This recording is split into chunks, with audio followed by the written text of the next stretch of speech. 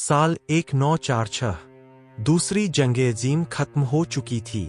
Britain थक चुका था। जंग ने उसकी अर्थव्यवस्था को कमजोर कर दिया था। अब एक बात साफ हो चुकी थी, ब्रिटिश सरकार ज्यादा देर तक हिंदुस्तान पर हुकूमत नहीं कर सकती। लेकिन एक बड़ा सवाल सामने था, अगर अंग्रेज चले गए तो हिंदुस्तान का भविष्य क्या होगा? क्या एक देश रहेगा या दो अलग मुल्क बनेंगे? इसी सवाल का जवाब ढूंढने के लिए ब्रिटेन ने एक मिशन भारत भेजा।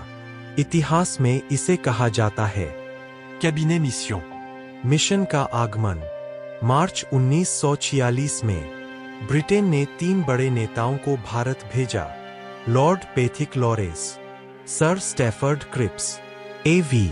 अलेक्जेंडर। इन तीनों नेताओं का मकसद था हिंदुस्तान की बड़ी राजनीतिक पार्टियों से बात करना और एक ऐसा संविधान बनाना जिससे सत्ता का ट्रांसफर हो सके।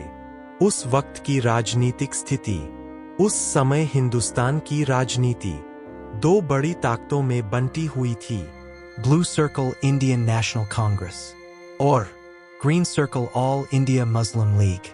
कांग्रेस चाहती थी एक मजबूत और एकजुट भारत, लेकिन मुस्लिम लीग कायदे आजम मोहम्मद अली जिन्नाह की क़ियादत में एक अलग मुस्लिम मुल्क की मांग कर रही थी।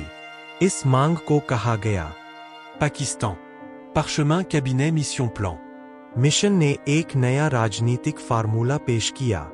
इस योजना के मुख्य बिंदु थे, भारत को तुरंत आजादी की दिशा में ले जाया जाएगा, एक संविधान सभा बनाई जाएगी, भारत को 3 बड़े समूहों में बांटा जाएगा, ग्रुप हिंदू बहुल प्रांत, ग्रुप बी उत्तर पश्चिम मुस्लिम बहुल क्षेत्र, ग्रुप सी बंगाल और असम। इन तीनों समूहों को काफी ज्यादा स्वायत्तता दी जानी थी, लेकिन पूरा भारत एक हीले संघ यूनियन के रूप में रहेगा। शुरुआती उम्मीद। शुरुआत में ऐसा लगा कि शायद यह योजना काम कर जाएगी। कांग्रेस ने इसे आंशिक रूप से स्वीकार किया। मुस्लिम लीग ने भी पहले इसे मान लिया। इतिहास में पहली बार ऐसा लगा कि शायद भारत बिना विभाजन के आजाद हो सकता है। विवाद की शुरुआत, लेकिन जल्द ही गलतफहमियां शुरू हो गईं। कांग्रेस का कहना था, प्रांतों को मजबूर नहीं किया जा सकता कि वे किसी समूह में शामिल हों, लेकिन मुस्लिम लीग का मानना था, यह समूह प्रणाली पाकिस्तान के लिए रास्ता बना सकती है। यहीं से दोनों पार्टियों के बीच टकराव शुरू हो गया। राजनीतिक संकट। जब कांग्रेस ने कुछ शर्तों के साथ योजना स्वीकार की, तो मुस्लिम लीग को लगा कि उनकी मांग कमजोर हो रही है। इसलिए मुस्लिम लीग ने अपना फैसला बदल दिया और फिर एक बड़ा फैसला लिया गया, डायरेक्ट एक्शन। परिणाम 16 अगस्त 1946 मुस्लिम लीग ने डायरेक्ट एक्शन डे का ऐलान किया। कलकत्ता में भयानक दंगे भड़क उठे, हजारों लोग मारे गए।